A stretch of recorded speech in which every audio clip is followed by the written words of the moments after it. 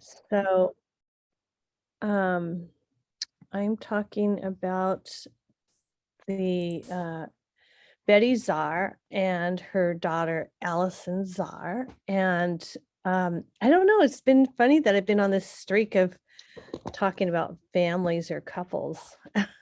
And it wasn't really planned that way, but for some reason it's been going that way.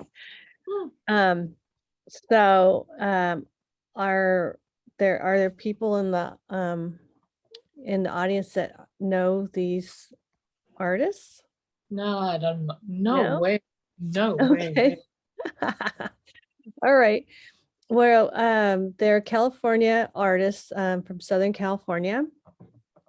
And what Betty Czar is in her 90s and still going strong. And Allison is her daughter and has like about, I don't know, like 8 exhibits right now. So they're quite popular actually. And so it'd be good for you all to know who they are, I think. So let me get into my slides.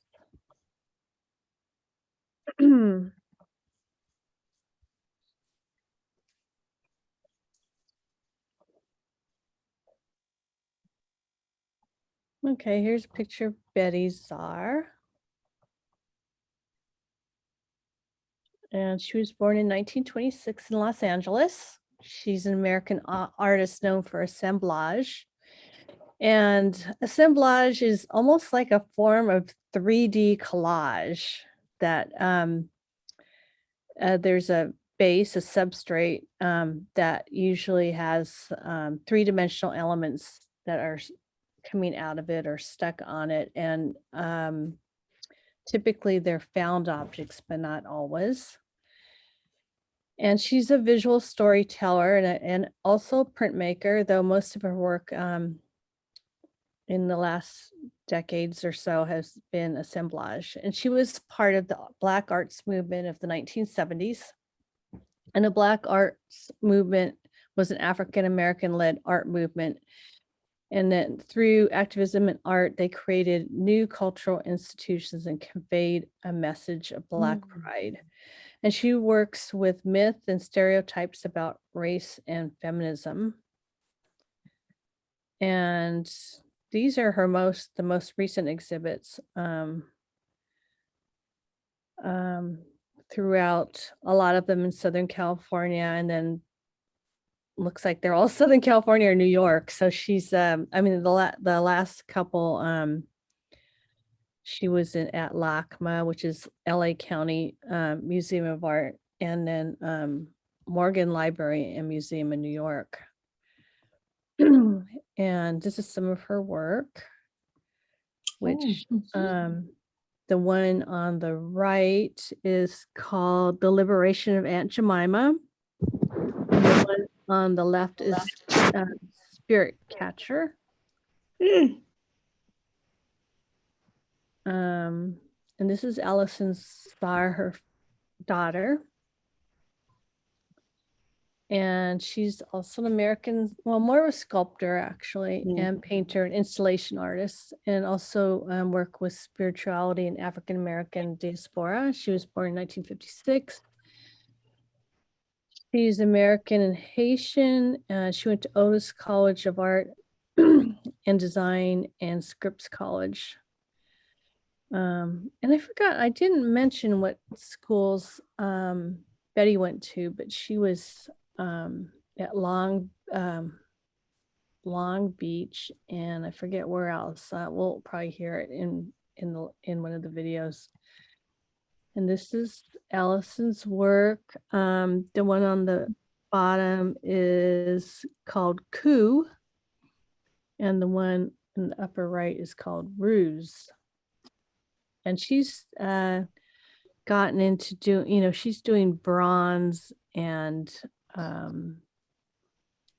wood and paper. And the one on the bottom is actually in the permanent collection of the San Jose Museum of Art.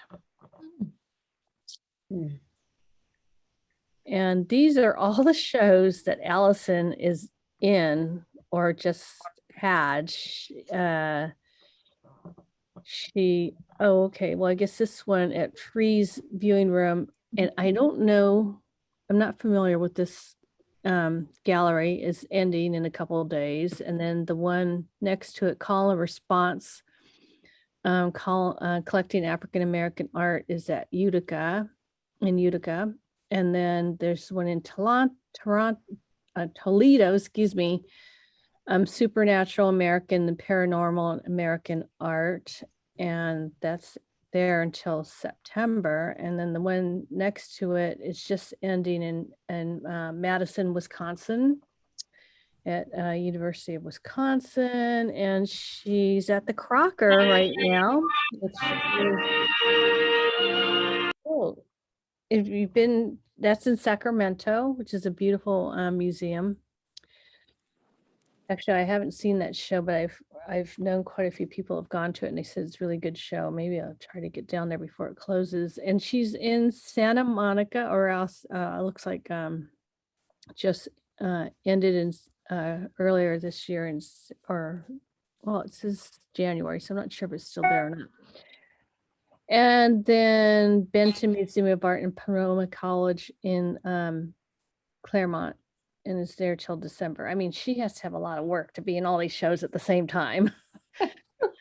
I'm going to go into the work. I'm trying to decide what I want to show first. I kind of like this video on that show her sketchbooks and how she works. I think I'll show that one first. Whoops. Okay, let's.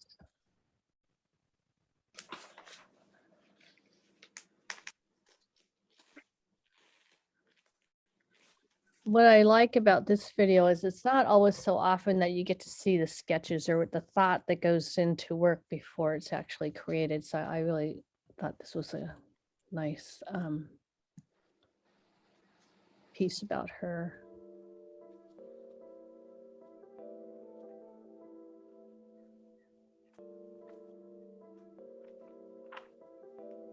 Betty Saar is one of the great assemblage artists working today. Well, let's see if it's louder. Assemblage meaning that you assemble sculptural works out of found objects. She is an inveterate collector. She buys things at swap meets. She has her favorite secondhand stores. People give her things, and she takes these objects that she has collected over literally a lifetime, and she puts them together into these wonderful, magical, beautiful, and really powerful objects. She's based here in Southern California, where she has lived her entire and very long life. She is now 93 years old and still working and creating in her studio. This exhibition, Betty Saar, Call and Response, brings together for the first time some of Saar's sketchbooks and the finished works that relate to the sketches in those sketchbooks. Saar actually begins with an object. She'll make sometimes one sketch, sometimes multiple sketches for an object, and then after she has made that sketch, she doubles back to the object and she assembles the works. It's really a series of calls and responses that we see in this exhibition. In one of my many wonderful studio visits with Betty Saar, I had the pleasure of hearing her talk about this very process. When I was at one of my local sources where I find material, which is at the Pasadena City College in Pasadena, California, one of the guys that I usually find neat things from had this old wooden ironing board. And the shape of the ironing board reminded me of the shape of a ship, meaning the slave ship. The diagram of the slave ship with all the slaves, how they're situated in it. I had used that before, and I found it in a book about slavery.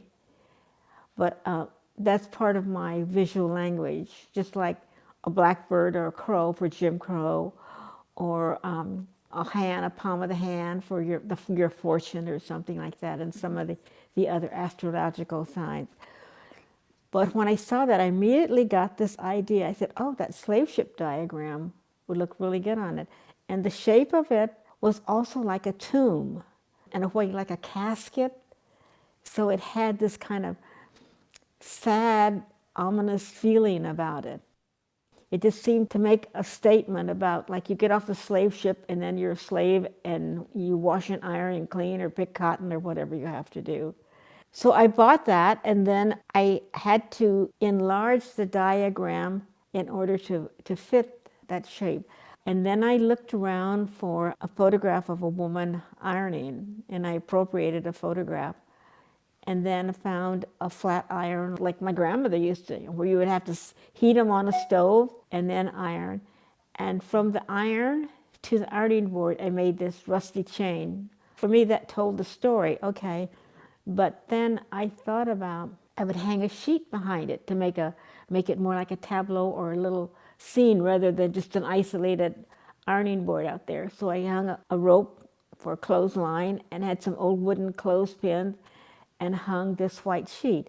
But on that sheet, I used the initials KKK, because to me it said, okay, the KKK is against African Americans, against slaves, also other groups and religions and so forth. But I meant it specifically for black people. And I thought, isn't it ironic that the woman who irons a sheet that the KKK person wears is a black woman, is a slave? And that kind of interdependency of what goes on between the two groups. Then I had to think of a title. I go through my little sketchbooks, and I've probably found that title there, I'll bend, but I will not break. And that seemed to imply the political message that I wanted to, that you can treat me as a slave and I'll bend down to pick cotton, I'll bend down to do this and to be a laborer, but I will not break. Sara in her work focuses on three themes: race, gender, and spirituality. When we look at this amazing piece, A Loss of Innocence, we really see a focus on both race and hinting at a focus on gender. This is a work that Oh, I just wanted to mention that also. I really like shadows in my own work. So both the pieces, the ironing board piece and this piece, are lit very dramatically and have these shadows hanging kind of behind the work, and is very ominous. I think is very starkly presented, and kind of gives me another, just the idea almost of lynching or something with the shadow behind there. that Sara made out of a found christening dress. You see underneath the hanging dress, there's a little chair. Again, there's this sense of purity and of innocence. But then when you start to look more closely at the work, you start to see the dark underside of childhood and the notion of the loss of childhood innocence and the role that race plays in this loss of innocence. This is a work for which Sara made a number of sketches over a couple of years. The earliest sketch from April of 1996 talks about a pale pink dress, so perhaps a different dress from the one that she actually wound up using. She also mentions the possibility of including butterflies for Sara. A butterfly is a symbol that shows up in some of her other works.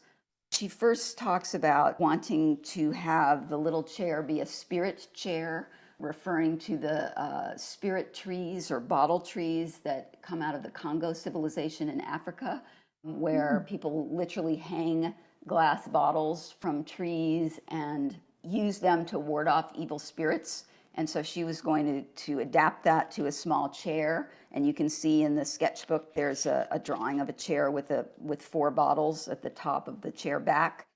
She then changed that in a later sketch from December of 1997 into the small cat chair that we see today. And actually, if you look carefully at that chair, you'll see at the top, there's a very small mirror.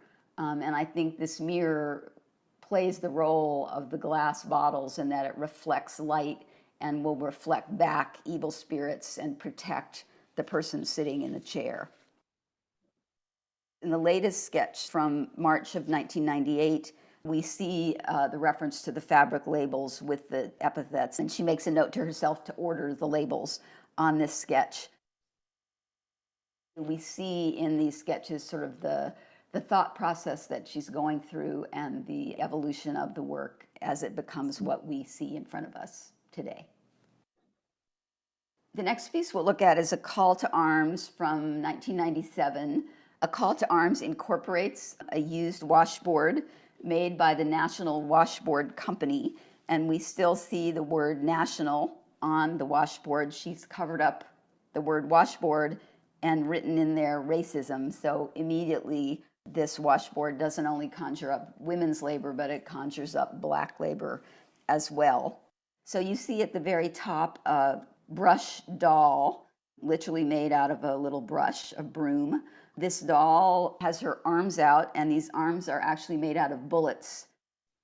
The two spindles on either side of the brush doll are literally that. They're spindles. They look like classical columns, but in fact they are from thread that would have been used in a textile factory.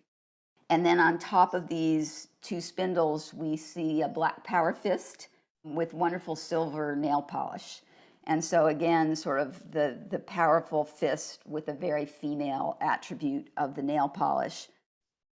There is a compass underneath that may speak to the notion of a moral compass. And in fact, in that same section, we see the names Memphis and Chicago that were actually part of the original washboard, which SAR has highlighted. The National Washboard Company had offices both in Memphis and in Chicago, but those are also the sites of major events related to race in American history. Then at the bottom is a quote from a poem by Langston Hughes that says, "I've been a victim. The Belgians cut off my hands in the Congo. They lynched me in Texas." So again, bringing in the notion of racism, that this is not just national racism, but it's international racism. The sketch for A Call to Arms, I think, really shows us how SAR will take the ur form, which in this case is the washboard, and then she makes very specific notes to herself of all the components that she wants to add to it. So you see the reference to the brush doll, the spindles, the clock, the compass, the guns, the quote from Langston Hughes. She also references things that she doesn't include. So here she mentions the possibility of including globes on top of the spindles rather than the black power fists. So you can see how she works out ideas in these sketches in relation to the original object that spoke to her. This work is Sanctuary Awaits of 1996. It is one of a three-part piece, each part being an independent sculpture. This piece really speaks to SAR's interest in spirituality. This piece is very much based on Congo bottle trees. As I mentioned, in connection with a loss of innocence, these are trees that were originally made in the Congo, in Africa. People hung bottles from them to reflect the sunlight and to ward off evil spirits. And that tradition came over with slaves to the southern United States. And even today, if you travel in the rural South, you might see a bottle tree in someone's front yard. The wood pieces to which the bottles are attached are actually grapevine roots. So they have a very gnarled, almost bone-like human quality to them.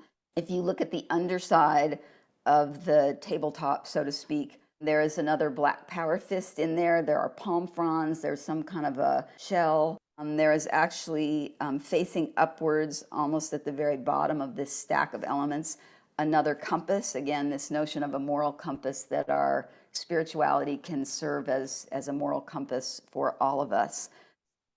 The sketches for this work originally stipulated that the piece would have blue bottles, but in the final work we see they have become yellow amber bottles. This piece SAR thinks of as an altar almost looks like a chair, but she thinks of it as an altar. But again, she said she didn't want to call it an altarpiece because she felt that that would make people think of it in traditional religious terms, and she thinks of it more broadly. We see in this call and response between object, sketch, and finished object the through lines of gender, race, and spirituality that she has addressed throughout her career and that she continues to address as she makes work today.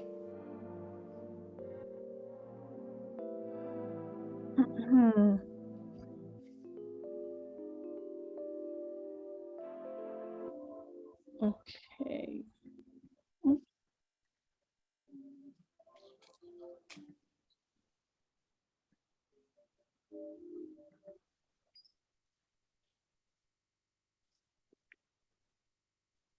Okay.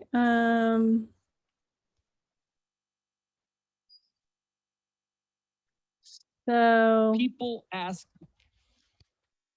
this next video's kind of puts gives you an idea of her place in the big picture of the art world. She's very celebrated, especially in the African American community. Is that this?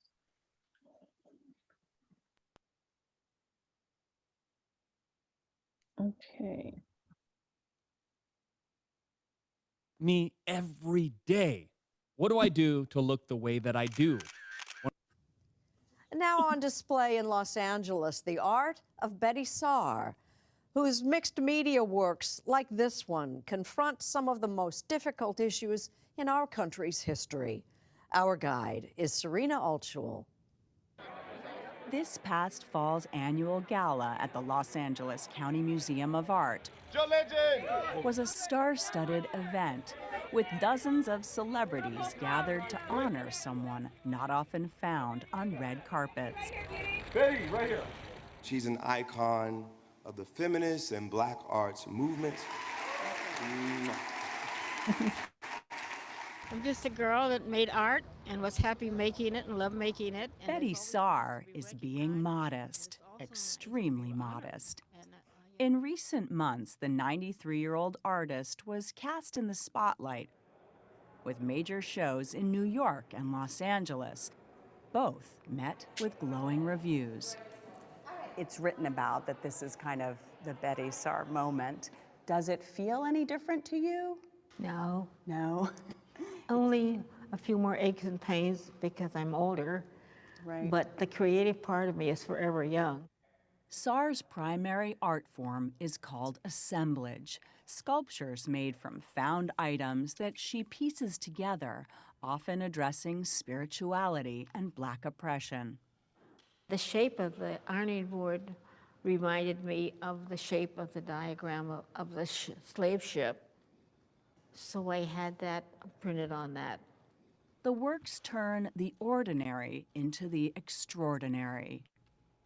Bird cages become prisons, washboards are canvases, and trash is treasure.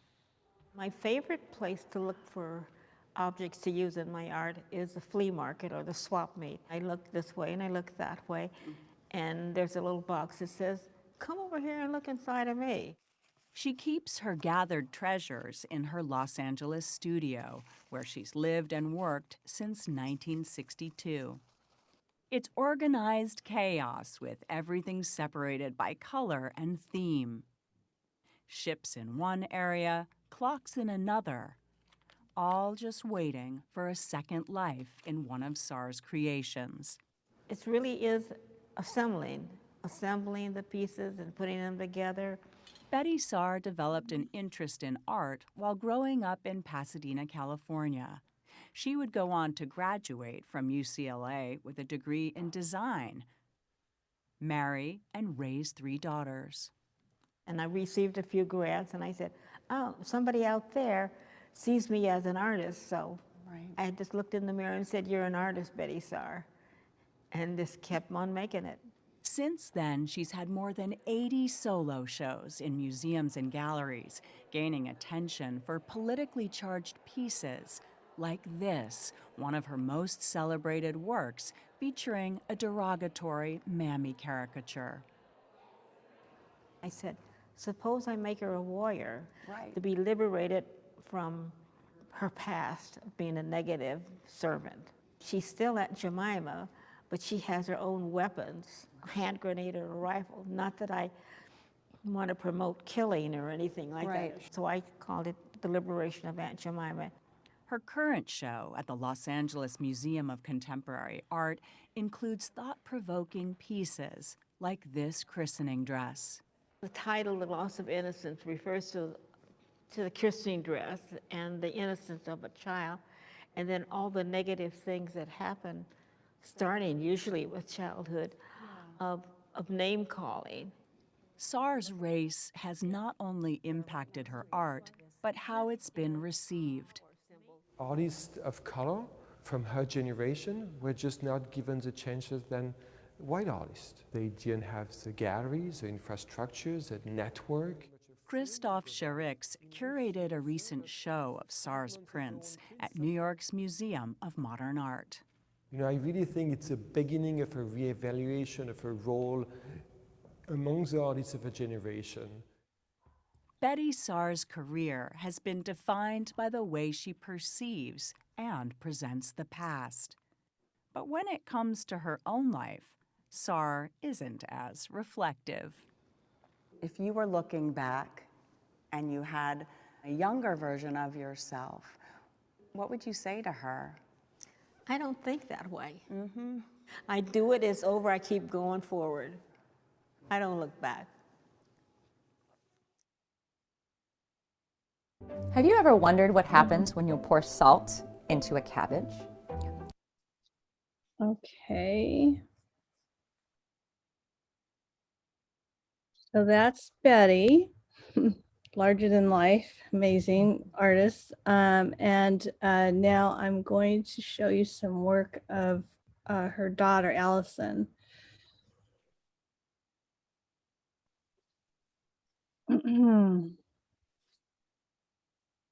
Judy, do you, Whoops. I'm sorry. Judy, do you use notebooks or do you like she does with you to put down your ideas or? You know, I'm not that organized, I guess. Oh, I draw little pictures on a piece of paper, and then I might do it on a Post-it note, or I'm not quite as organized as that. I've been trying to gather my things together so that they're in one place, or I photograph them.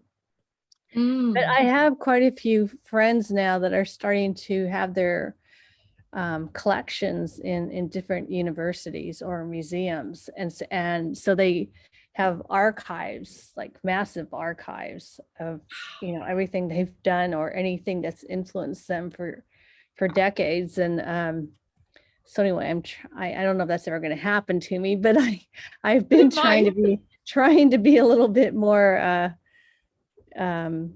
organized. But if you saw my studio right now, you'd be shocked. It's just I tend to just like someone. I had an organizer come through my place one time. I was trying to organize it, and she said she walked around. She goes, "You like your stuff out, don't you?"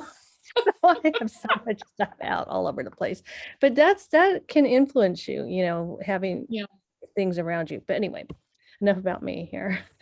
Yeah. Oh, well, take pictures. Let it take pictures of your studio. Include that in your in your trail. Yes. Okay. Ellison.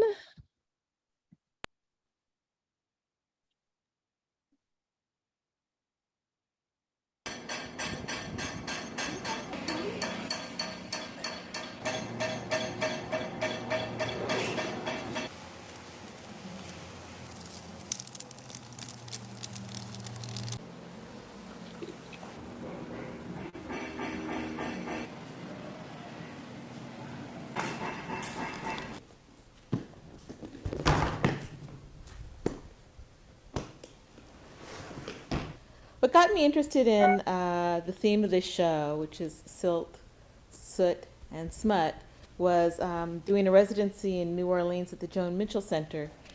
I was really struck by, some 5 years after Katrina, how little had changed and how there were so many promises by the city, by the nation, by the state that everything was going to be repaired. And when I would go from where I was staying to my studio, I would pass dozens of homes that were still vacated with X's on the doors.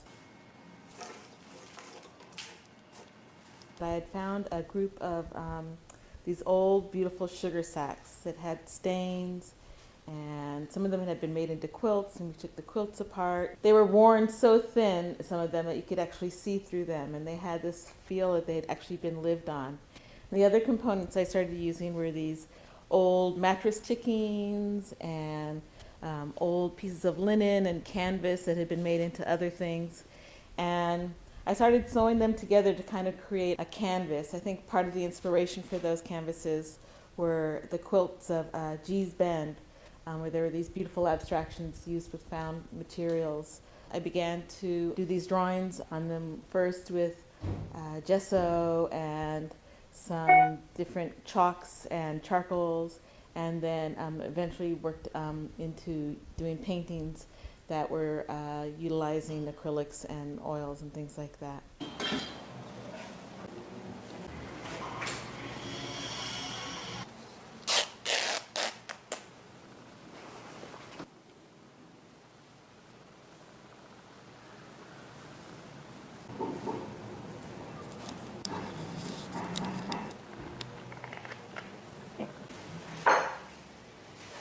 But I like that she kind of has followed her mother's process of doing sketches and having all, keeping all those around. So must be nice to have a mother to possibly give you some direction of how things can be done.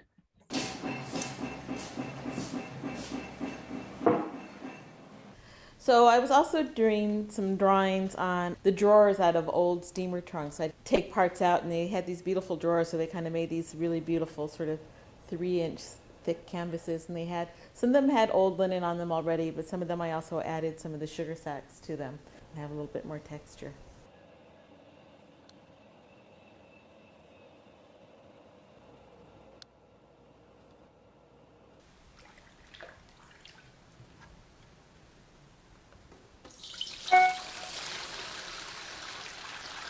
And once I had all of these pieces quilted together, I wanted half of them to look like they were underwater. And so I used a traditional dyeing process, which is actually utilized all over the world, but I used indigo. And so this indigo has this really beautiful, deep blue color. I used these thicker pieces and thicker canvases for those that could have the indigo dyed over that, and then the painted colors were on top of that.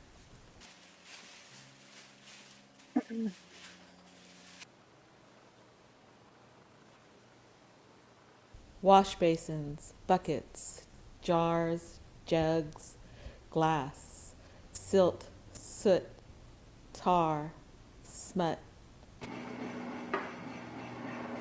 So I became really interested in the history of flooding and its effect on African Americans in the United States, and that pointed to the flood in 1927, which was the Mississippi and all of its tributaries had basically gone over its borders and flooded state after state all the way down to the Delta.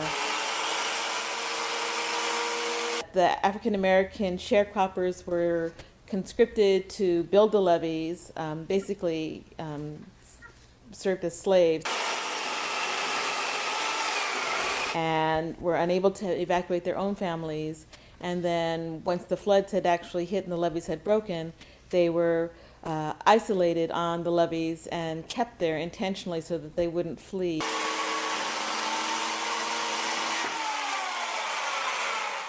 Basically, they were concentration camps. They had to wear physical tags, and without those tags, they wouldn't have permission to go into town or to leave the levee whatsoever. So it just really struck me how little had changed from the 1927 flood to the Katrina flood, and how racist policies in terms of African American or people of color and the poor were always put in harm's way. They are always in the bottomlands that are prone to flooding, and they, of course, don't have the funds, and they're never helped to evacuate, or in some places hindered. People in Katrina on the bridges really harkened back to these images of African Americans that were placed on the levees and forced to stay on the levees until the waters receded.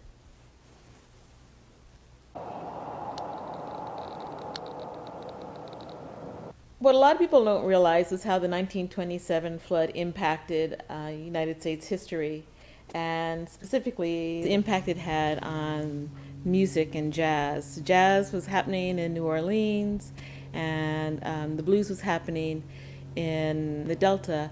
But with the flood, that all went north, and that became part of the Chicago blues movement and the Great Northern Migration. And so many of these songs, I think Bessie Smith, is probably the most noted one, with Muddy Waters, line-to-line accounts of the floods and their suffering that they had to endure during that time.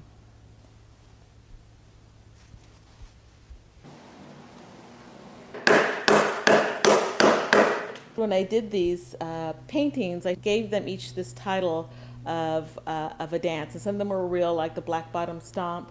Some of them are invented, like the Quagmire Quiver or the Slew Foot Slide, but they're all sort of related to songs and dance of the time.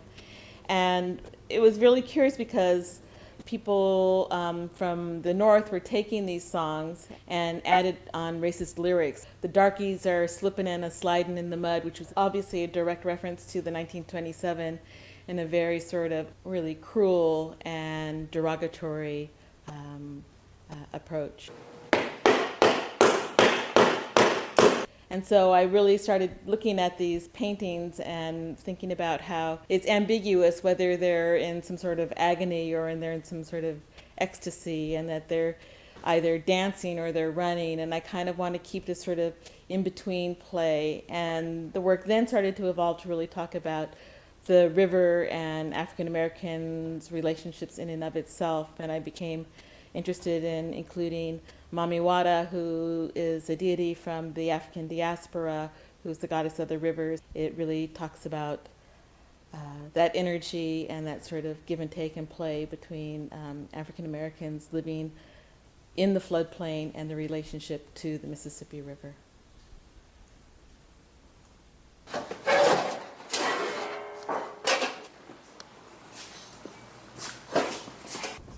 When it thunders and lightens and the winds begin to blow, when it thunders and lightens and the wind begins to blow, there's thousands of people ain't got no place to go.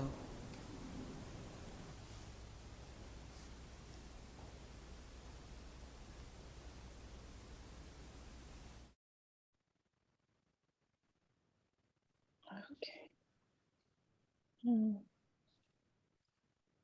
Let me just turn off this video.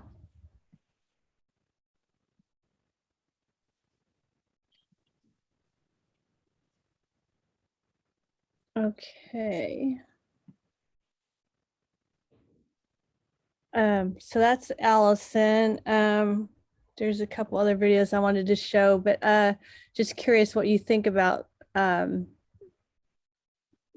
guess the older generation and the younger generation in this family, and what things they may have, she may have gotten from her mother, or the themes that they're working on, and the different ways that they work. Does anybody have any thoughts about that? Wow, I think she's, greatly influenced by her mother, that it's safe to make strong statements about the reality of the lives people are living. That's a wonderful inheritance to have, that you can speak what you see as is real, you know, it's, I Mm-hmm. think she's very fortunate. Mm-hmm. Yeah. Karen? It may be the filmmaker's viewpoint, but it seemed as if the younger person, the daughter, does more research in terms of her planning, because we saw documents, the maps and photographs, and maybe her mother has collected things as well, but her mother seemed a little more intuitive, maybe.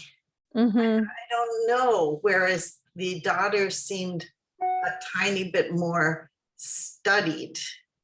Yes. So that was just the sort of summary that came to me. Yeah. Yeah, I noticed that too. And yeah, it could be the filmmaker, but she, I think she was on residency there in that area. So maybe she had time to do more research. And then Betty seemed to be very, she stated that her work started with with the object first, and then she developed the piece around the object, where I think it seemed like Allison was definitely working with telling the history or telling the story from that aspect first. So I don't know if that's true, but it did come across that way. So I wanted to show this video that's about, let me get it set up. This one curator puts their family in perspective as far as in American art history, I guess.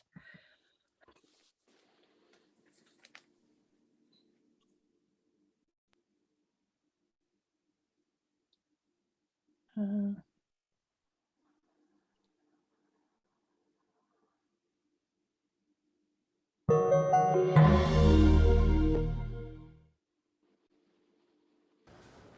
we're here today for a special edition of the Creative Community at the Atkinson Gallery at Santa Barbara City College.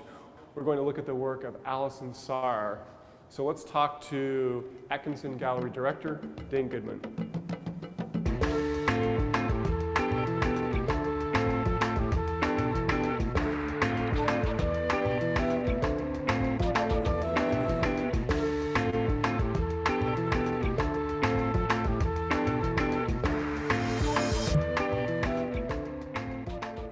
So, Atkinson Gallery Director Dane Goodman, thank you for speaking with us. We're going to talk to Allison Saar about her fantastic exhibit today. But I'd love to get a little background. How did we get her, someone of this stature here at the Atkinson Gallery?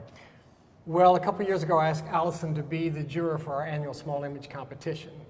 And we know friends in common, and we've actually in the past done a couple projects together, but never really formally met.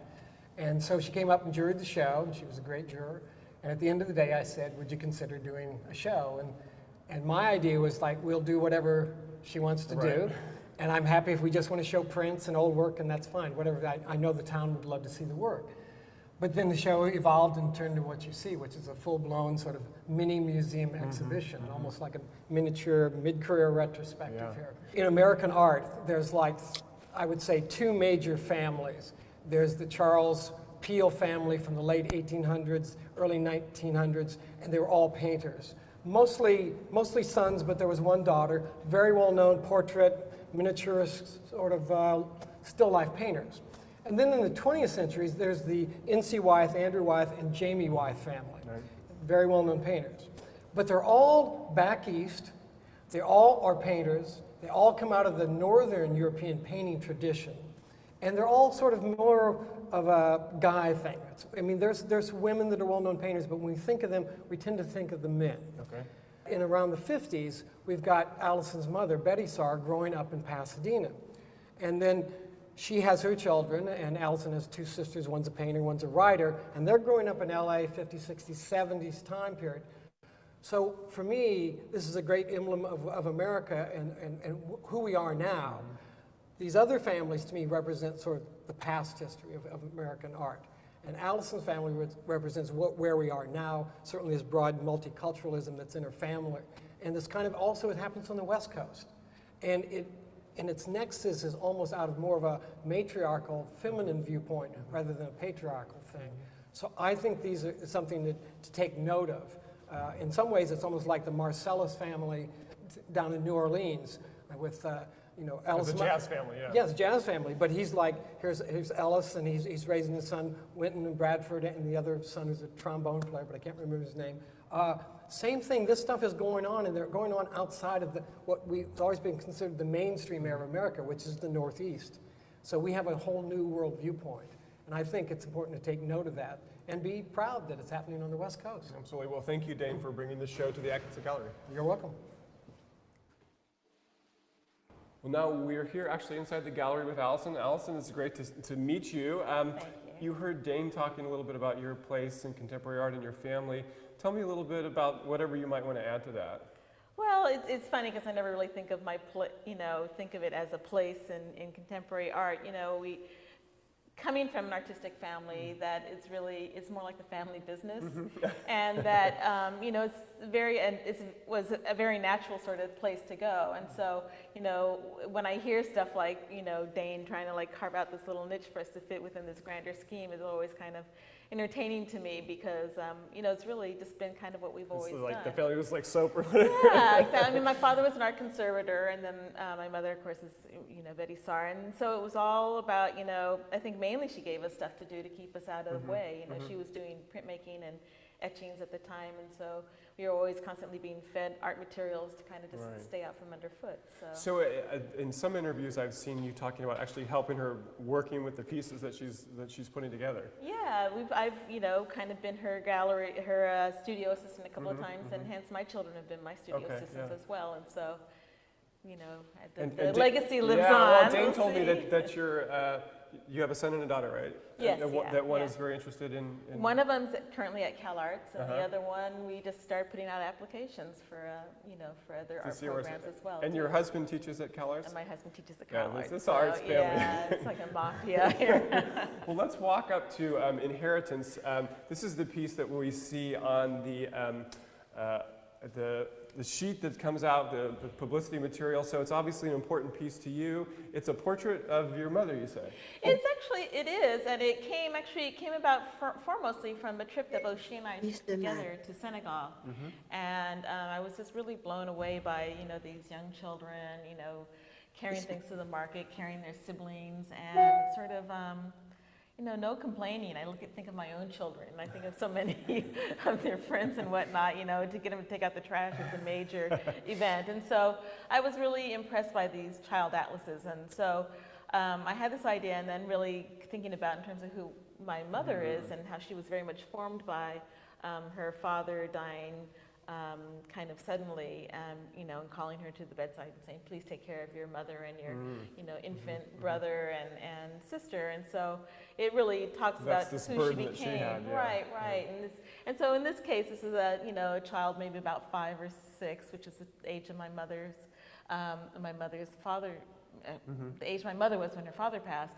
And she's kind of carrying this sort of burden of a wounded world, and so it speaks of a lot of things. It also speaks of the children coming up and what they're going to inherit in terms of our world as well. Yeah. So it's a cloth tied together. Anything you'd say specifically about that? Well, actually, what's wonderful about this project and what Dane failed to mention when he was talking about what drew me here was this project in and of itself, and that we started talking about the possibility of doing a cast edition. And I was thrilled. I'm really thrilled to know that, Santa Barbara City College is one of the few schools that has a foundry. And so it was really thrilling for me to come and make an edition, which is fabulous, but also to kind of have this kind of incorporate, it makes the exhibit sort of important within the student body and working with the school, and then in turn, hopefully we'll sell some of these and it'll be able to raise some money for the gallery. So kind of it's a nice mix. Yeah, it's a And great. So that was something yeah. that's really attractive for And me. you know, people might recognize your piece Terra Firma from the Santa Barbara Museum of Art. It was on exhibit really recently. It's a man lying down. Right. It's made out of some of the materials that we'll see later. Yeah, my classic fountains. Yeah. Right. So we want to emphasize the Santa Barbara connection since we're in Santa Barbara. So. Absolutely. And you know, living in LA, we're not that far away. But actually, another nice thing, just coming back and forth over the last year, it's really kind of like open Santa Barbara to me. It's funny how you can grow up in Los Angeles and not really know the town so well. So oh, that's great. It's manifold. Let's walk over to Cakewalk. And this is, you said, the oldest piece of yours in the gallery. Yeah, Cakewalk. She's rather heavy. She's was carved out of heavy pieces, I think, of cottonwood. So she's really dense. Okay. The title comes from Cakewalk, which is kind of like this sort of dance that was part of a ragtime tradition, which was, and I think the term ragtime came from that there would be these sort of dances, almost secret dances, and rags would be tied to lead you to the place where these dances would be held.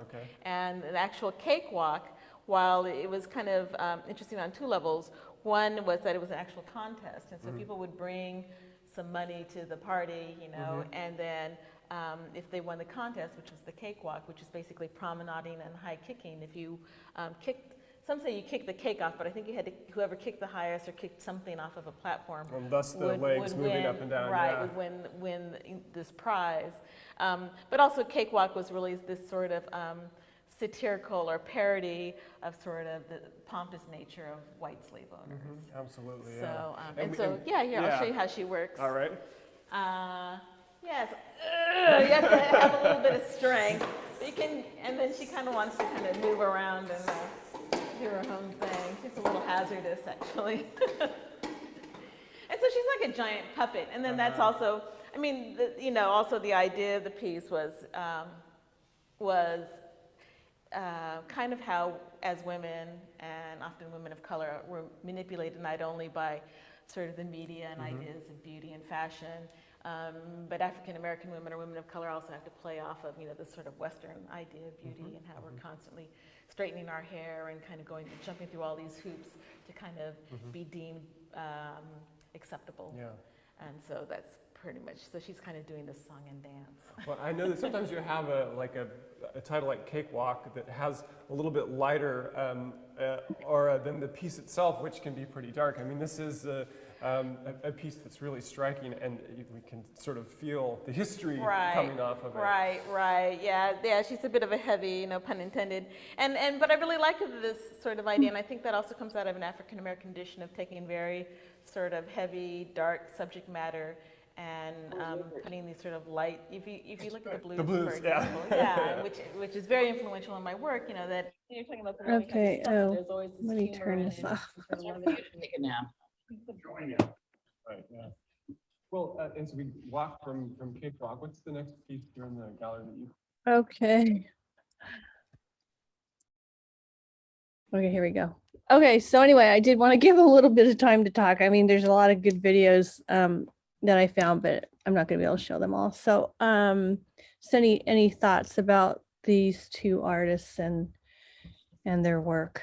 It was very interesting to hear her talk about her work in a gallery. Do you feel like you probably got more insight than Yes. if you just thought? Yes. Yeah, there's a lot of cultural references that we may not get just by looking at it. So it's interesting to hear. And they all have her and her mother both have a vocabulary that they work with that is their voice. You could, if you walk around and see their work, you can tell that it's been done by them. There's a consistent like colors or materials or finishes or kinds of things that they work with. So that's one way you can tell if an artist has been making work for a while and has developed that. So Karen? it will be interesting to see if the son at Cal Arts goes into the arts, and also what medium he will choose given this rich history in his family. Yes. It might be kind of overwhelming as a young man with these strong women artists. Yeah. So I was just intrigued by that when she talked about using art materials, when Allison talked about using art materials as a child as a babysitting technique. Uh-huh. Very funny. Yeah. Yeah, she kind of poo-pooed his analysis of her family's place in American history. And I thought that was curious too. What did people think of his analysis or his thoughts about that? I hadn't quite heard their family put in that sort of place in history. I found it interesting.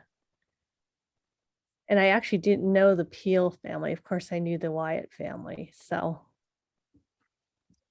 well, what comes to mind is the woman with that big skein of cloth or whatever, those strips of cloth. When, you know, what a responsibility to be the family in Southern California to kind of, you know, mark the place of something. You know, I wonder. That would be a wonderful problem to have, though. I mean, yes. Judy, I'm curious about the artwork on your background. Is it them or somebody else? No, that is one of Allison's pieces. I don't know. You might have seen in some of the pieces that she had done looked like an etching drawing of it first, and I'm assuming that was first, and then, or maybe it was second. I'm not sure. I didn't do the research on that, but she there was a drawing, and then there was this piece in front of it. So that's one of Allison's. Is there a meaning to that? You know, I didn't look it up, but to me it just looked like it was let me see. A lot of baggage. I think I had it in my slideshow. Could see it closer up.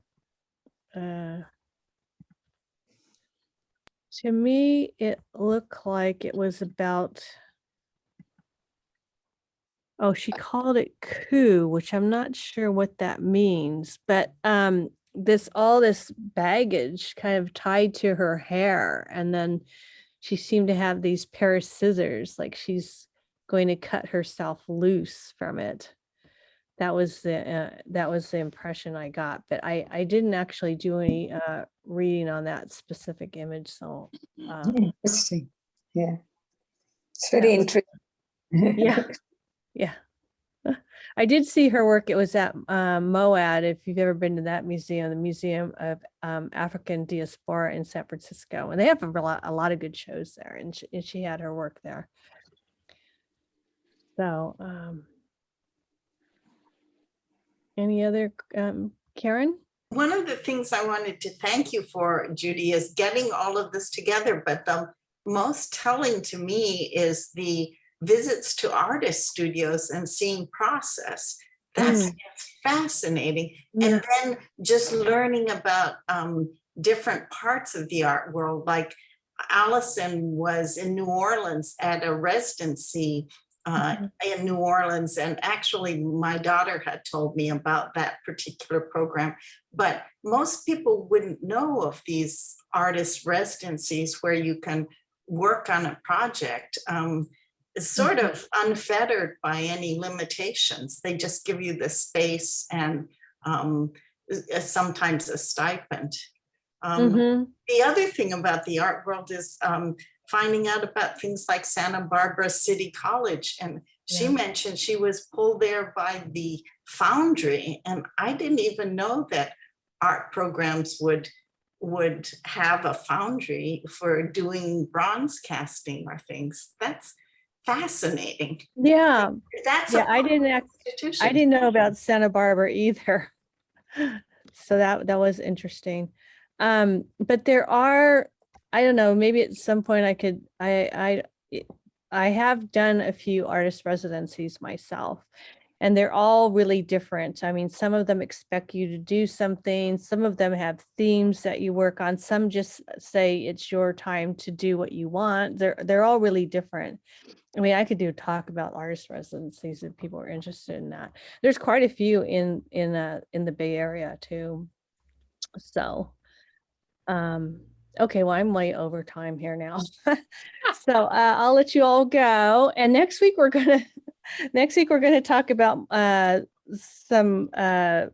we're kind of talk about Mary Cassatt, Georgia O'Keeffe, and Neville Sense, which are artists that you may have heard of from before, and are artists that are none of them are, I don't think any of them are living anymore. But 3 women artists, all well, actually, I'm not, yeah, I think they're all American. I'll have to check on that for sure. Okay, I'll see you next week. Thank Bye-bye. you.